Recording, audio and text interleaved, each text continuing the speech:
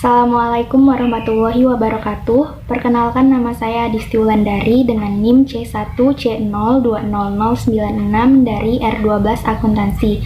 Pada video kali ini saya akan menjelaskan materi keempat dari mata kuliah perpajakan 1. Yang pertama yaitu ada cara dan sistem pemungutan pajak. Sistem pemungutan pajak di Indonesia itu ada 4. Yang pertama ada Official Assessment System. Official Assessment System adalah sistem pemungutan pajak yang membebankan wewenang dalam penentuan besaran pajak terutang fiskus maupun aparat perpajakan sebagai pemungut pajak. Dengan sistem Official Assessment, wajib pajak memiliki sifat pasif dan pajak terutang pun ada ketika fiskus mengeluarkan surat ketetapan pajak. Contoh sistem pemungutan pajak yang satu ini yakni dalam pelunasan pajak bumi bangunan atau PBB maupun jenis pajak daerah lainnya. Penerapan sistem ini pun ditujukan kepada wajib pajak yang dinilai belum mampu diberi tanggung jawab penuh untuk menghitung dan menetapkan besaran pajak. Sistem pun akan berhasil jika petugas memenuhi ketentuan standar dan kebutuhan secara kualitas, kuantitas, serta integritas. Berikut ciri-ciri sistem pemungutan pajak Official Assessment. Yang pertama, petugas pajak yang menghitung dan memungut besaran pajak terutang. Yang kedua, wajib pajak memiliki sifat pasif dalam menghitung besaran pajak. Yang ketiga, pajak terutang besarannya sesuai surat ketetapan pajak yang dikeluarkan oleh petugas pajak. Dan yang keempat, pemerintah mempunyai hak penuh dalam penentuan besaran pajak yang perlu dibayarkan. Kemudian yang kedua ada Semi Self-Assessment System. Semi Self-Assessment System yaitu sistem pemungutan pajak di mana wewenang untuk menentukan besarnya pajak seseorang berada pada dua pihak, yaitu wajib pajak dan pemungut pajak. Pada sistem ini, wajib pajak terlebih dahulu mengisi formulir dan menghitung besarnya penghasilan serta pajak yang akan dibayar. Kemudian, pemungut pajak melakukan koreksi dan menentukan besarnya pajak yang harus dibayar oleh wajib pajak sesuai dengan UU nomor 16 tahun 2000. Kemudian, keuntungan sistem ini adalah adanya koreksi yang seimbang antara wajib pajak dengan pegawai pajak, sehingga validitas dan kesahihan data tidak diragukan lagi. Dengan data yang bersifat valid juga akan berimplikasi pada kecilnya terjadi resiko kerugian terhadap negara dan tidak ada ruang gerak bagi pegawai pajak untuk melakukan KKN. Kelemahan sistem ini adalah yang pertama, dari segi waktu akan dibutuhkan banyak waktu, mengingat pengisian data oleh wajib pajak yang diikuti dengan koreksi oleh pemungut pajak sering menimbulkan perselisihan. Dan yang kedua, secara ekonomis akan menyebabkan pengeluaran biaya yang lebih besar dibandingkan dengan sistem yang lain. Kemudian yang ketiga ada Full Self-Assessment System. Full Self-Assessment System yaitu sistem pemungutan pajak yang sepenuhnya ada pada wajib pajak. Rasionalnya adalah karena hanya wajib pajaklah yang mengetahui besarnya pajak yang harus dibayar, sedangkan pegawai pajak hanyalah sebagai konsensusnya. Pada sistem ini telah terjadi demokratisasi dan kemandirian wajib pajak. Wajib pajak sudah diberikan keleluasaan dan kepercayaan oleh pemerintah. Biasanya sistem ini akan sangat berhasil diterapkan pada negara-negara yang masyarakatnya yang pertama memiliki tingkat pendidikan yang bagus, karena untuk menghitung pajak sendiri dan menentukan besarnya jumlah pajak yang harus dibayar secara mandiri dibutuhkan pengetahuan yang memadai. Kemudian yang kedua, memiliki tingkat kesadaran pajak yang memadai, yaitu adanya kesadaran bahwa pajak merupakan sumber penghasilan negara yang wajib hukumnya didukung dan direalisasikan oleh masyarakat untuk kepentingan bangsa dan negara.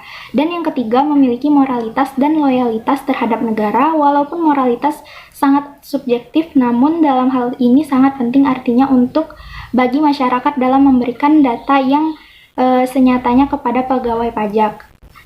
Kemudian yang keempat ada Withholding System. Withholding System adalah sistem pemungutan pajak yang memberikan otoritas kepada pihak ketiga dalam penentuan besaran pajak. Pihak ketiga ini maksud bukan berasal dari pemerintah maupun wajib pajak yang bersangkutan. Contoh sistem pemungutan pajak dengan sistem yang satu ini yakni pemotongan penghasilan karyawan oleh bendahara instansi terkait. Sementara itu, jenis pajak yang menggunakan sistem ini yakni PPh pasal 21, PPh pasal 22, PPh pasal 23, PPh final pasal 4 ayat 2 dan PPN. Lalu untuk bukti pada setiap pelunasan pajak yang dilakukan biasanya berupa bukti potong maupun bukti pungut.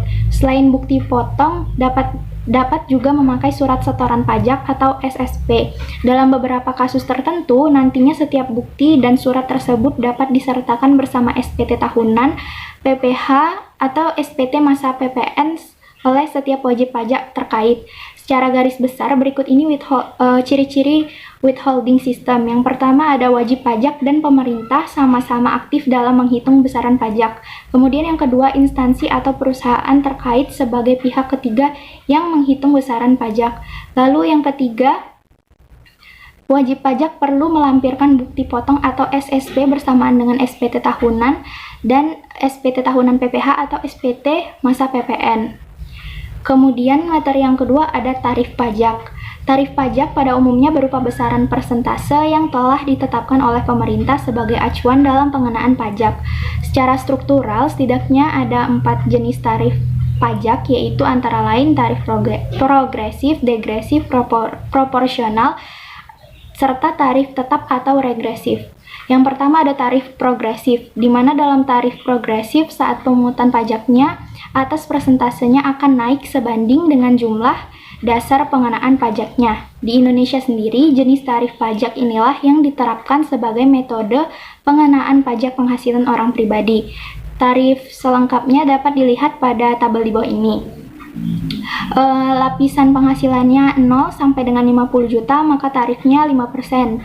Kemudian lapisan penghasilannya lebih dari 50 juta sampai dengan 250 juta maka tarif pajaknya 15%. Lalu lapisan penghasilannya 250 juta sampai dengan 500 juta maka tarif pajaknya 25%.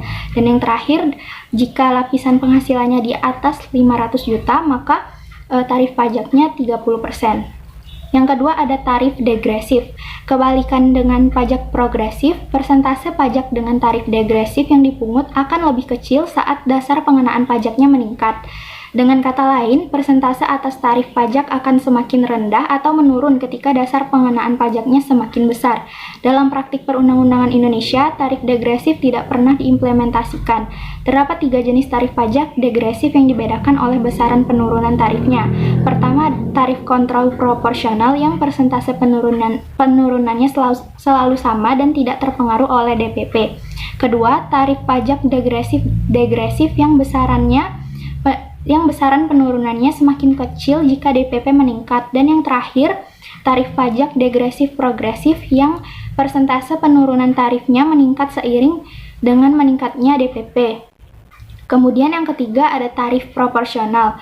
Tidak seperti tarif progresif dan tarif degresif, tarif proporsional saat pemungutan pajaknya atas persentasenya akan tetap dan tidak terjadi perubahan terhadap keseluruhan dasar pengenaan pajaknya. Jadi, bisa dibilang bahwa sebesar apapun jumlah objek pajak yang dikenakan dalam pajak penghasilannya, persentasenya pun akan tetap sama. Dalam hal ini, contohnya adalah adanya PPN sebesar 10% dan PPB sebesar 0,5% dari apapun objek pajaknya. Kemudian yang keempat ada tarif regresif. Jenis tarif yang terakhir adalah tarif yang tetap atau tarif regresif yang dimana saat pemungutan tarif pajaknya akan selalu tetap tanpa melihat jumlah dari keseluruhan dasar pengenaan pajaknya. Sehingga tarif yang dikenakan pajaknya sama bagi seluruh wajib pajak. Tarif tetap ini juga diartikan sebagai tarif yang akan selalu sama dan sesuai dengan peraturan yang diberlakukan oleh pemerintahan, seperti contoh bea materai dengan nilai yang sudah ditentukan oleh pemerintah. Kemudian materi yang terakhir yaitu fungsi pajak. Pajak mempunyai peranan yang sangat penting dalam kehidupan bernegara, khususnya di dalam pelaksanaan pembangunan, karena pajak merupakan sumber pendapatan negara untuk membiayai semua pengeluaran termasuk pengeluaran pembangunan. Berikut ini ada 4 fungsi pajak, yaitu sebagai berikut. Yang pertama ada fungsi anggaran atau budgeter. Sebagai sumber pendapatan negara, pajak berfungsi untuk membiayai pengeluaran-pengeluaran negara. Untuk menjalankan tugas-tugas rutin negara dan melaksanakan pembangunan, negara membutuhkan biaya. Biaya ini dapat diperoleh dari penerimaan pajak. Dewasa ini, pajak digunakan untuk pembiayaan rutin seperti belanja pegawai, belanja barang, pemeliharaan, dan lain sebagainya. Untuk pembiayaan, pembangunan, uang dikeluarkan dari tabungan pemerintah, yakni penerimaan dalam negeri dikurang pengeluaran rutin.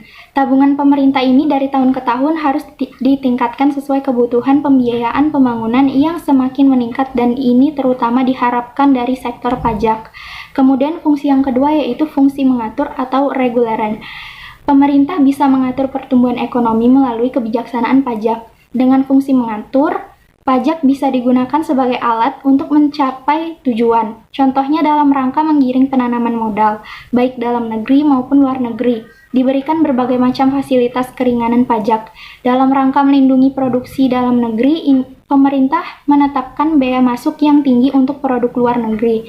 Kemudian fungsi yang ketiga yaitu fungsi stabilitas.